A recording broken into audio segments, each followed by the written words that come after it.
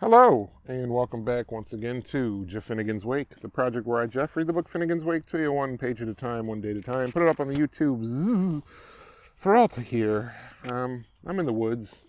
Maybe you can hear the nature. I don't know. We'll see what this sounds like when I get it back in editing. But sitting on a bridge in the woods. The river's dry. There's bugs around, but it's not too buggy. It's nice. It's about 5 o'clock. Michigan. It's not too hot. It's nice right now. But this is page 158, Finnegan's Wake. Here we go. To bride with Tristimus, but sweet Madanine, she might fair as well have carried her daisy's worth to Florida, for the mooks, a dog-mad aconite, were not amused, and the gripes, a dubulabost Catholic, was painfully obliviscent. I see, she sighed. There are manner.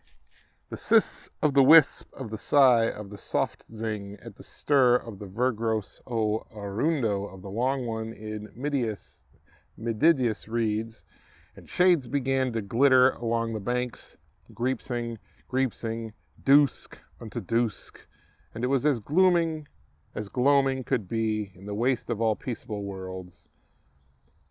Metamenesia was all sumnome chloroform brune, Kithiether Spain and Auland, enamorous and unnumerous.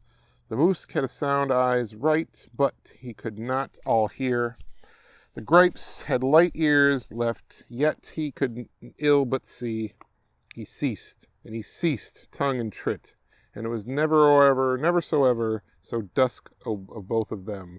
But still Moo thought on the deeps of the unts he would profoundeth come the morosque and still gry field of the scrips he would escape if by Greece he had luck and out. Oh, how it was dusk!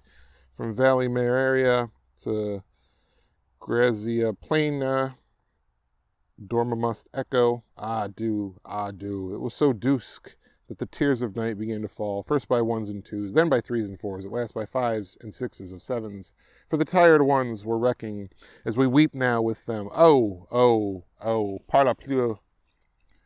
Then there came down to the thither bank of a woman, no appearance. I believe she was black with chills at her feet. And she gathered up his hoariness, the moose, metamorphally, where he was spread, and carried him away to her invisible dwelling, that heights Aquila Rapex, for he was the holy sacred solemn, and Poshop spit of her Boshop's apron. So you see, the moose he had reasons, as I knew, and you knew, and he knew all along. And there came down to the hither bank a woman to all important, though they say that she was comely, spite the cold in her heed, and for he was as like as blow it to a hawker's hank, she plucked down the grips, torn panicky autotone and injue from his limb, and carried away its beatitudes with her to her unseen. And that fucking mess of words was page 158 of Finnegan's Wake. Good night.